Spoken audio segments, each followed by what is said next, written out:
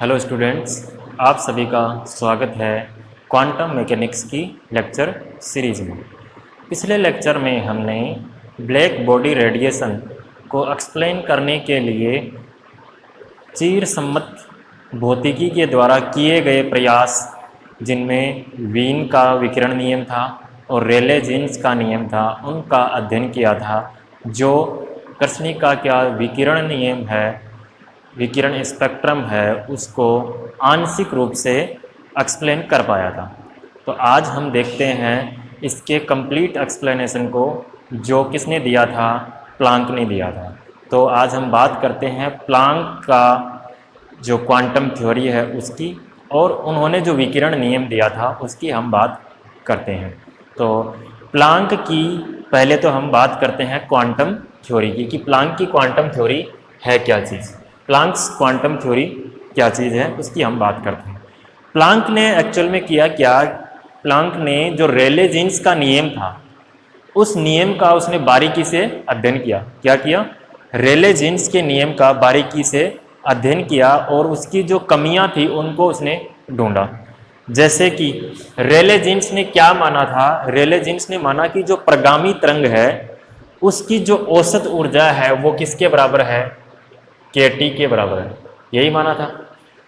रेले ने माना था कि प्रगामी तरंग की औसत ऊर्जा है वो KT के बराबर है। जबकि जो कर्षणिका का विकिरण स्पेक्ट्रम था उसमें जो एनर्जी आ रही थी वो आवर्ती और लैम्डा का फंक्शन आ रहा था। क्या आ रहा था? आवर्ती और तरंग दैर्ध्य का फंक्शन आ रहा था। इसलिए प्लांक ने कहा कि जो दोलक, ये जो विकिरण की जो ऊर्जा है वो नियत नहीं होके क्या है? आवर्ती पे समानुपाती होनी चाहिए, न्यू के समानुपाती होनी चाहिए। ये थ्योरी किसने दी? प्लांक ने। तो उन्होंने बताया कि प्लांक ने जो जो एजम्पशन लिए थे वो क्या थे? पहला तो उन्होंने कहा कि जो कर्षणिका है, ब्लैक बॉडी है, उसके अंदर, दीवारों के अंदर क्या है? ऑसिलेटर है। क्या है? दोलक है। कर्षणिका की दीवारों में जो परमाणु हैं उनको क्या मान लिया उन्होंने? दोलक मान लिया। दूसरी चीज उन्होंने क्या मानी? उन्होंने कहा कि जो कर्षणिका की जो विकिरण ऊर्जा है वो कहाँ से आ रही है? वो उन्होंने कहा कि ये जो दोलक हैं, ये दोलकों की वजह से वो ऊर्जा है, और उस ऊर्जा है वो सतत नहीं होती है। सतत एवं यादृच्छिक नहीं होकर के क्या होती है?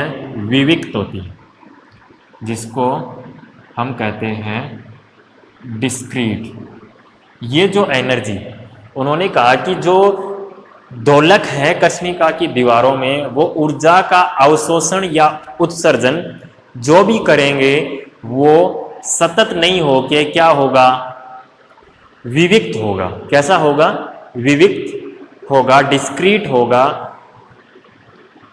और जब ये अवशोषण या उत्सर्जन के दौरान, दोलक है वो अवशोषण या उत्सर्जन के दौरान जो मिनिमम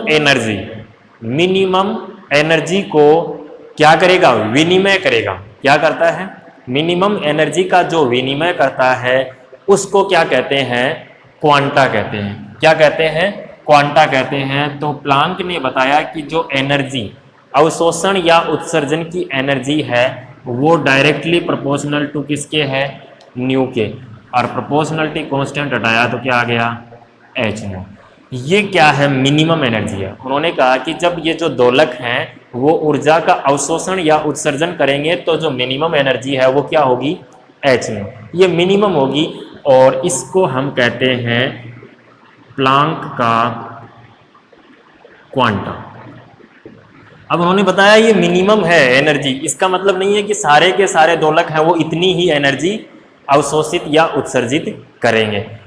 इसका कोई गुणांक वो हो सकता है। जैसे एक दोलक एच न्यू कर रहा है तो हो सकता है दूसरा दोलक 2H न्यू भी कर सकता है एनर्जी का अवशोषण या उत्सर्जन। तीसरा दोलक है वो 3H न्यू भी कर सकता है, या फिर हो सकता है वो NH न्यू एनर्जी भी अवशोषित या उत्सर्जित कर सकता है।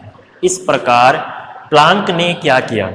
प्लांक ने एक सिद्धांत दिया जो एक मैथमेटिकल कॉन्सेप्ट है, उसका नाम क्या है? उन्होंने कहा कि कर्षणिका है, उसकी दीवारों में उपस्थित परमाणुवीय दोलक हैं, वो ऊर्जा का अवशोषण या उत्सर्जन सतत रूप से नहीं करते हैं, वो विविक्त ऊर्जा के मान का विनिमय करते हैं और उस न्यूनतम ऊर्जा को क्या कहते हैं? प्लांक का क्वांटा कहते हैं। यही क्या थी? प्लांक की क्वांटम थ्योरी थी। क्या थी? प्लांक की क्वांटम थ्योरी। अब इस थ्योरी के आधार पे हम क्या निकालते हैं? प्लांक का रेडिएशन लॉ। क्या निकालते हैं? प्लांक का विकिरण नियम। प्लांक ने जो कर्षणिका का विकिरण स्पेक्ट्रम है उसको समझाने के लिए जो नियम दिया था, उस नियम की हम बात करते हैं। यहाँ तक कोई दिक्कत है क्या? प्लांक का जो रेडिएशन लॉ जो थ्योरी है, क्वांटम थ्योरी, वो क्या है? इसमें कोई दिक्कत नहीं होनी चाहिए। प्लांक की क्वांटम थ्योरी के अकॉर्डिंग जो एनर्जी है वो क्या होती है? डिस्क्रीट होती है। अब हम बात करते हैं प्लांक का विकिरण नियम की बात करते हैं। तो देखो, प्लांक ने ये कहा कि जो अप्रगामी तरंग हैं उनका संख्या घनत्व है वो वही होगा जो रेले जीन्स ने दिया था। उन्होंने उस थ्योरी को सही मान लिया जो प्रगामी तरंग है। उन्होंने कहा जो विकिरण है वो प्रगामी तरंग के रूप में ही चलेंगी, उसमें कोई गलत नहीं है, वो सही बात है। तो उस हिसाब से उन्होंने जो संख्या घनत्व निकाला था वो कितना आया था? 8 pi nu square upon C cube D new आया था। उन्होंने कहा ये तो सही है, ठीक है, अपनी जो कर्षणिका है उसके अंदर दोलक या ओसिलेटर या फिर हम उसको कह सकते हैं जो अप्रगामी तरंगे हैं उनका जो संख्या घनत्व है वो ये होगा। ये बात उन्होंने कहा कि ठीक है, लेकिन इनके द्वारा अवशोषित या उत्सर्जित ऊर्जा है वो केटी नहीं है। ये बात उन्होंने कह दी। वो उन्होंने कहा कि इसके अंदर उपस्थित दोलकों की औसत ऊर्जा के बराबर है। किसके बराबर है? कर्षणिका में उपस्थित दोलकों की औसत ऊर्जा के बराबर है। अब कर्षणिका में हम मान लेते हैं कितने दोलक हैं? n दोलक है। ये हमारे पास सपोज करो एक ब्लैक बॉडी है, ये हमारी एक कर्षणिका है। इस कर्षणिका की दीवारों में जो दोलक हैं उनकी संख्या हमारी कितनी है? Capital N। कितनी है? कैपिटल N है। और यहाँ से ये क्या कर रहे हैं? एनर्जी का एमिशन या अब्जॉर्प्शन कर रहे हैं, उत्सर्जन या अवशोषण कर रहे हैं। अब उन्होंने कहा कि माना इसके अंदर न्यूनतम एनर्जी वो कितनी है हमारी? H new. न्यूनतम एनर्जी कितनी है? H new. ऊर्जा वाले दोलकों की संख्या कितनी है? n0। कितनी है? n0 है। तो उन्होंने कहा कि इससे ज्यादा मैक्सवेल बोल्ट्जमान के नियम के अनुसार NH न्यू ऊर्जा वाले दोलकों की संख्या है वो कितनी होगी? Nn होगी। और उसका मान कितना आएगा? वो हो जाएगा हमारा n0 e की power minus NH new upon KT के बराबर होगा। कब? जब हमारा टेम्परेचर क्या हो? T। ये किसने दिया था? कौन सा नियम काम में लिया हुआ? मैक्सवेल बोल्ट्जमान वितरण फलन के अनुसार नियत ताप T पर NH न्यू ऊर्जा वाले दोलकों की संख्या कितनी आएगी? ये आएगी जहां n0 क्या है? मूल अवस्था की ऊर्जा है या फिर ये ग्राउंड स्टेट एनर्जी है। क्या है? ग्राउंड स्टेट एनर्जी है। अब ऐसा क्यों कर रहे हैं? अब इसके पीछे रीजन है, क्योंकि प्लांक ने कहा था कि इस कर्षणिका में जो दोलक हैं वो क्या हैं? कैपिटल N है। कितने हैं? कैपिटल N है। लेकिन इन सभी की दोलकों की ऊर्जा समान नहीं है। हो सकता है इसमें से 5 दोलक ऐसे हैं जिनकी ऊर्जा H न्यू है, 10 दोलक ऐसे हों जिनकी ऊर्जा 5H न्यू हो, हो सकता है इसमें 50 दोलक ऐसे हों जिनकी ऊर्जा NH⁻, हो सकता है कि नहीं हो सकता? ऐसा उन्होंने कहा कि ऐसा इस प्रकार से वितरण इसके अंदर होता है। हमें चाहिए उन सभी दोलकों की औसत ऊर्जा। क्या चाहिए? औसत ऊर्जा। क्या चाहिए? औसत ऊर्जा। तो किसी भी चीज का औसत निकालना आपको आता है? औसत क्या होता है? Total quantity divided by number, यही तो होता है। जैसे आप निकालते हो 3, 5, 7, 8, 9, इनका औसत निकालो तो आप क्या करोगे? इन सबको ऐड कर दोगे और उसके अंदर कितनी संख्या है, 1, 2, 3, 4, 5, इनका क्या कर दोगे आप? भाग दे देते हो। वो क्या होता है? आपकी औसत हो जाता है। इसी प्रकार से औसत ऊर्जा निकालनी है किनकी? दोलकों की। तो वो कैसे निकालें? दोलकों की कुल ऊर्जा डिवाइडेड बाई दोलकों की कुल संख्या। यहां से हमें क्या मिल जाएगी? औसत ऊर्जा। औसत ऊर्जा हमारे पास किसकी आ जाएगी? इसमें n दोलक हैं, उन दोलकों की औसत ऊर्जा हमारे पास यहां से आ जाएगी। और उनकी संख्या कितनी है? n⁻, d⁻, वो हमारे पास से ये है। इन दोनों को हम क्या कर देंगे? गुणा कर देंगे तो हमें क्या मिल जाएगा? u⁻, d⁻ की वैल्यू हमारे पास आ जाएगी। कोई दिक्कत है क्या इसके अंदर? तो हम निकालते हैं। अब हमारे पास देखो इस फॉर्मूले में दो चीज़ों की जरूरत पड़ रही है, एक तो इसकी और एक इसकी जरूरत पड़ रही है। हमें पता है NH⁻ ऊर्जा वाले दोलकों की संख्या कितनी है? N है। तो कुल दोलकों की संख्या, कुल दोलकों की संख्या वो कितनी हो जाएगी हमारी? जोड़ कर देते हैं इनका।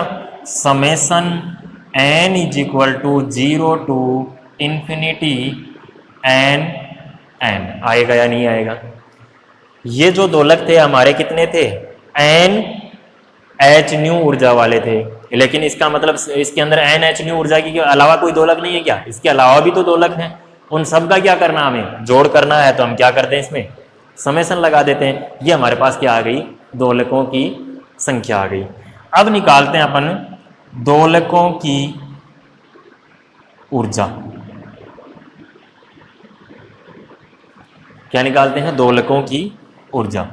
अब ये बताओ हमें, अगर मेरे पास सपोज करो ये NH⁻ ऊर्जा के दोलक हैं, ये मैं मान लेता हूं एक बार के लिए। सपोज करो ये 50 दोलक हैं जिनकी ऊर्जा कितनी है? ये ऐसे दोलक हैं NH⁻ ऊर्जा है जिन सभी दोलकों की ऊर्जा कितनी है? NH⁻ है और उनकी संख्या कितनी है? 50। अगर मैं कहता हूं कि इन 50 दोलकों की टोटल एनर्जी कितनी आएगी, तो मैं क्या करूं? 50 से गुणा कर दूं इसको, NH⁻ को। NH⁻ इंटू 50, तो ये हमारी क्या आ जाएगा? इन 50 दोलकों की कुल ऊर्जा आ गई। अब हमें पता है N क्या है? NH⁻ ऊर्जा वाले दोलकों की संख्या। तो इन N दोलकों की कुल ऊर्जा कितनी आ जाएगी? ऊर्जा से गुणा कर दूं मैं इनको, तो NH⁻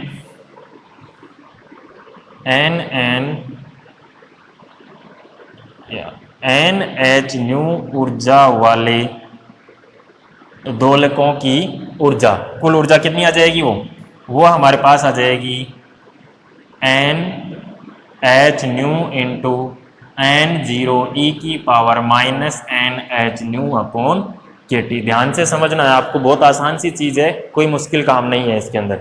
ये क्या यार? ये सिर्फ हमारे पास वो एनर्जी आई है, उन दोलकों की एनर्जी आई है जिनकी ऊर्जा NH⁻ के बराबर है। कहने का मतलब है एक दोलक जिसकी ऊर्जा NH⁻ है, ऐसे दोलकों की संख्या N है, तो उनकी टोटल एनर्जी हमारे पास क्या आ जाएगी? ये आ जाएगी। लेकिन हमारी जो ब्लैक बॉडी है उसके अंदर क्या है? बहुत सारे दोलक हैं, तो मैं टोटल एनर्जी निकालूंगा तो दोलकों की कुल ऊर्जा हमारे पास कितनी आ जाएगी?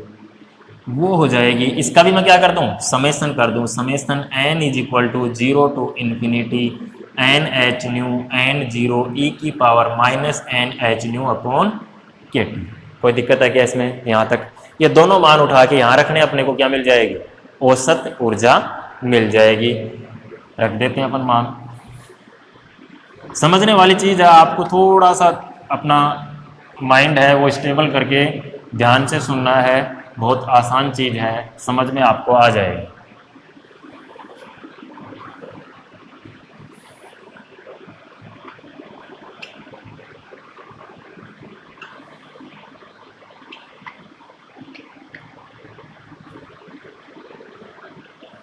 रख देते हैं मान अपन। औसत ऊर्जा को मैं रिप्रेजेंट कर लेता हूँ ई बार से। ई बार की वैल्यू मान रखो, दोलकों की कुल ऊर्जा कितनी है, summation N is equal to 0 to infinity N H nu N 0 E की power minus N H nu upon K T. कोई दिक्कत इसके अंदर? डिवाइडेड बाय दोलकों की कुल संख्या वो क्या है, summation N is equal to 0 to infinity N N. कोई दिक्कत है क्या इसमें यहाँ तक? अब इसमें एन का मान भी रख देते हैं अपन। एन का मान कितना था वो रख देते हैं, वो था हमारा, यही रख देता हूँ मैं, एन 0 ई की power minus N H nu upon K T. अब इस समीकरण को अपने को सोल्व करना है, हमें क्या मिल जाएगा, एवरेज एनर्जी मिल जाएगी। कोई दिक्कत है क्या इसमें? यहाँ तक कर लेते हैं, चलो।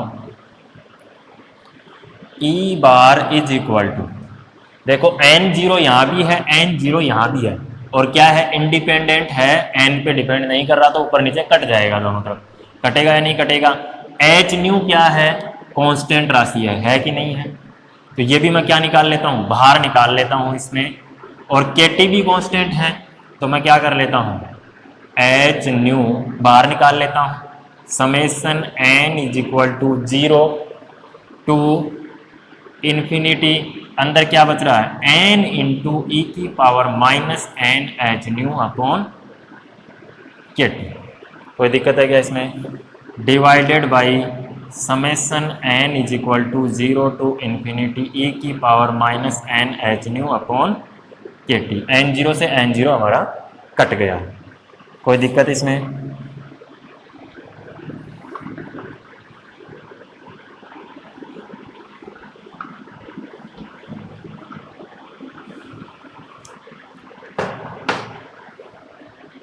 मान लेते हैं, मानना H nu upon K T is equal to क्या है, वाई।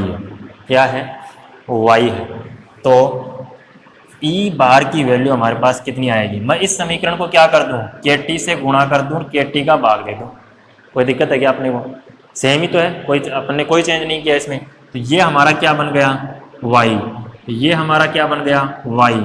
ये हमारा क्या बन गया, वाई। कोई दिक्कत इसमें? तो लिख देते हैं अपन, Y K T summation N is equal to 0 to infinity N E की power minus N Y divided by summation N is equal to 0 to infinity E की पावर माइनस एन वाई। ये काम हमें करना है और कुछ भी नहीं करना है। अब देखो, इस नीचे वाली जो राशि है, summation N is equal to 0 to infinity E की पावर माइनस एन वाई, इसको मैं लिख सकता हूँ क्या? देखो, इसमें n इज इक्वल टू 0, इसका समेसन है, इसको मैं ओपन कर लेता हूँ। इसका मतलब, समेसन का मतलब आप समझते हो क्या करना है, n इज इक्वल टू 0 से लिखना स्टार्ट करो, 1 2 3 चलने दो इन्फिनिटी तक। तो क्या आ जाएगा, सबसे पहले मैं n इज इक्वल टू 0 रखूंगा, e की पावर माइनस 0 की वैल्यू क्या हो जाएगी, 1 प्लस e की पावर माइनस 1 तो माइनस वाई प्लस e की power minus 2y plus e की power minus 3y plus e की power minus 4y plus plus plus, ये इन्फिनिटी तक ये चलेगा। ये जो श्रेणी है, ये एक सीरीज बन रही है। ये सीरीज कैसी है, कैसी सीरीज है? ये एक गुणोत्तर श्रेणी है। कैसी श्रेणी है? गुणोत्तर श्रेणी है, जिसका सार्वय अनुपात, इस गुणोत्तर श्रेणी का सार्वय अनुपात, जिसको मैं स्मॉल r से रिप्रेजेंट करता हूँ, वो कितना है, e की पावर माइनस वाई है कि नहीं है? सार्वय अनुपात क्या होता है, दो क्रमागत पदों का अनुपात। e की पावर माइनस वाई में एक का भाग दो क्या आएगा, e की पावर माइनस वाई। e की पावर माइनस 2y में e की पावर माइनस वाई का भाग दो क्या आएगा, ई की पावर माइनस वाई। सारे पदों के अंदर इसका सार्वनुपात क्या है? ई की पावर माइनस वाई है। कैसी श्रेणी है? अनंत श्रेणी है, जिसका सार्वनुपात क्या है? ये है। तो अनंत श्रेणी का योग का फॉर्मूला क्या होता है? आप जानते हो, वो होता है हमारा प्रथम पद डिवाइडेड बाई 1 माइनस सार्वनुपात, जिसकी वैल्यू क्या है? ई की पावर माइनस वाई। इसका मतलब इसका मान किसका मान आ गया? n is equal to 0 to infinity E की पावर माइनस एन वाई की वैल्यू क्या आ गई हमारी? ये आ गई। कोई दिक्कत है क्या इसमें यहाँ तक? अब देखो, मैं इस पद का एक बार अवकलन करके देखता हूं, देखें क्या आता है। D by D Y E की पावर माइनस एन वाई, इसका अवकलन करके देख लेते हैं क्या आ रहा है। समेसन भी लगा लेते हैं साथ में इसमें। तो ये देखो क्या आएगा, summation N is equal to 0 to infinity E की पावर माइनस एक्स का अवकलन क्या होता है? माइनस ई की पावर माइनस एन वाई। और इसका अवकलन करेंगे तो क्या आ जाएगा? ए की पावर माइनस एक्स का माइनस ए की पावर माइनस एक्स, और इसका अवकलन कर देंगे तो क्या आ जाएगा? डॉट एन आ जाएगा। किसके रिस्पेक्ट में किया था हमने? वाई के रिस्पेक्ट में। अर्थात ये वैल्यू हमारी क्या आ रही है? Minus N summation N is equal to 0 to infinity E की पावर माइनस एन वाई। है कि नहीं है? देखो आप, है या नहीं है? है। ये पद देखो ई बार के अंदर, ये पद भी यही है क्या? देखो ये चीज हमारी और ये चीज सेम है क्या? है कि नहीं है सेम? एक सिर्फ माइनस का अंतर आ रहा है। तो मैं क्या कर दूं, इसमें पहले से एक माइनस लगा दूं तो ये दोनों चीज सेम हो जाएंगी, होंगी कि नहीं होंगी? तो मैं इसको लिख सकता हूं क्या? इस पद को लिख रहा हूं, ध्यान से देखना, इस पद को मैं दोबारा लिख रहा हूं, ऐसे लिख सकता हूं क्या? E bar is equal to क्या आएगा अपना? Minus Y K T D by D X summation D by D Y E की पावर माइनस एन वाई। लिख सकता हूं या नहीं लिख सकता हूं? देखो, इसको सोल्व करके देखोगे आप तो आपको ये चीज मिलेगी।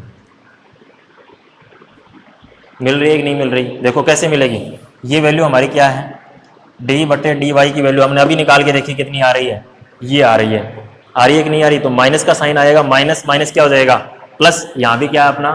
प्लस। और बाकी सारी चीजें सेम है, लिख सकते हैं। डिवाइडेड बाई नीचे क्या था हमारा? Summation N is equal to 0 to infinity E की पावर माइनस एन वाई। कोई दिक्कत है क्या इसमें यहाँ तक? कोई दिक्कत है? बहुत आसान सी चीज़ है, कोई समस्या नहीं होनी चाहिए इसके अंदर। हमने क्या किया है, इस समीकरण में इस पद की जगह, सिर्फ और सिर्फ इस पद की जगह हमने क्या किया है? माइनस डी बटे डी वाई समेसन एन बराबर 0 टू इन्फिनिटी की पावर माइनस एन वाई रखता है, जो इसके बराबर है। हमने सिद्ध करके देख लिया, तो इसी के बराबर होता है। तो ये समीकरण हमारी बन गई। कोई दिक्कत इसमें यहाँ तक? अब सोल्व करते हैं अपन आगे इसको।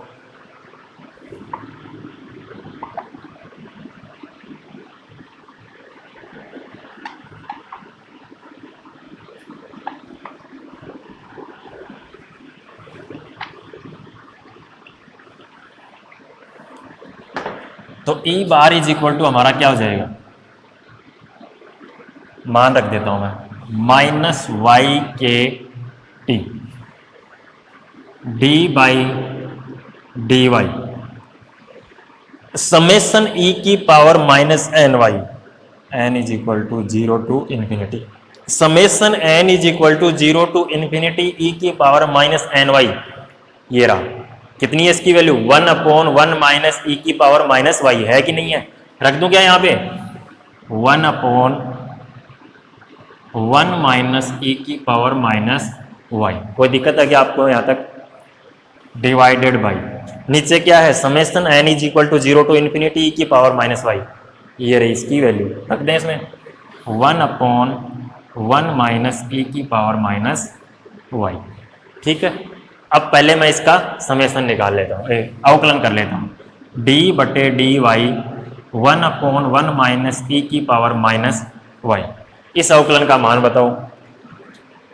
इस पूरे पद को एक बार के लिए मैं क्या मान लेता हूँ? कोई नया पद मान लेता हूँ तो इसका अवकलन कर, या फिर इसको पूरे को एक फलन मान लें, नीचे वाले हर को एक फलन मान लें, तो 1 अपॉन फलन का अवकलन क्या आएगा, -1/1 माइनस ई की पावर माइनस वाई की होल स्क्वायर आएगा कि नहीं आएगा।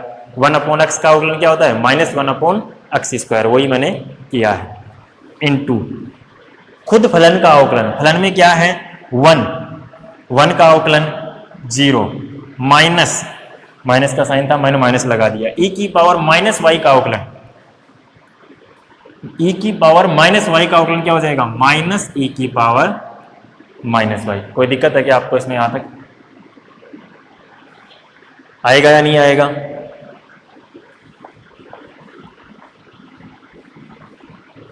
सोल्व करो, देखें इसको, इज इक्वल टू, देखो माइनस माइनस प्लस और एक माइनस यहाँ पे है, क्या आ जाएगा, माइनस ई की power minus Y divided by 1 minus E की पावर माइनस वाई की होल स्क्वायर। ये क्या आ गया हमारा अवकलन, इस पद की वैल्यू आ गई है। ये रख दें इसके अंदर उठा के, ई बार इज इक्वल टू, एक माइनस तो इसमें आया है इसके अवकलन में, और एक माइनस ऑलरेडी लगा हुआ आगे, इस माइनस को क्या कर दें, माइनस माइनस क्या हो जाएगा, प्लस, लिख दूं क्या मैं, वाई के टी डी बटे डी वाई, इस पद की वैल्यू क्या है, ये है ई की power minus Y divided by 1 minus E की पावर माइनस वाई की होल स्क्वायर। ये माइनस अपन ऑलरेडी इसके साथ प्लस कर चुके हैं, डिवाइडेड बाई, हर में क्या है इसके 1/1 माइनस ई की पावर माइनस वाई। कोई दिक्कत है क्या इसमें? देखो इसके भी हर में क्या है, ये है, इसके भी हर में क्या है, ये चीज है, कटेगा क्या, एक घात कट जाएगी, क्या बचा अपने पास, बाकी बची है राशि, उसको हम लिख लेते हैं।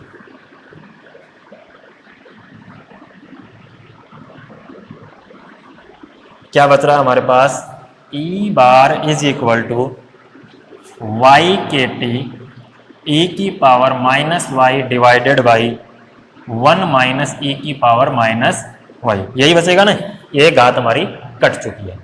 इसमें देखो ई की पावर माइनस वाई ऊपर भी है, इसको मैं भाग दे दूं, अंश और हर दोनों में ई की पावर माइनस वाई का भाग दें, तो ई बार की वैल्यू कितनी आएगी, वाई के टी ई की पावर, सॉरी ई की पावर वाई का भाग दे दिया ऊपर, तो ये तो कैंसिल, नीचे क्या बचेगा, 1 में ई की पावर माइनस वाई का भाग दूंगा तो क्या आएगा, ई की power plus Y, minus E की पावर माइनस वाई में ई की पावर -1 का भाग दूंगा तो क्या आ जाएगा, 1 आ जाएगा। कोई दिक्कत है क्या इसके अंदर? y की वैल्यू अपन वापस रख देते हैं उठा के, इज इक्वल टू y क्या माना था अपन ने, H nu upon K T को माना था, तो क्या आ जाएगा, H nu upon K T into K T divided by E की power H nu upon K T -1, K T से K T cancel, is equal to H nu upon E की power H nu upon K T -1। ये क्या आ गई हमारे Planck दोलकों की औसत ऊर्जा। उसके अंदर जितने भी ब्लैक बॉडी थी, कृष्णिका थी, उसमें जितने भी दोलक थे, उन सारे दोलकों की औसत ऊर्जा क्या आएगी, ये आएगी। ये किसने कहा था, प्लांक ने कहा था। तो अब जो उत्सर्जन क्षमता है वो कितनी आएगी ब्लैक बॉडी की, वो हम लिख लेते हैं।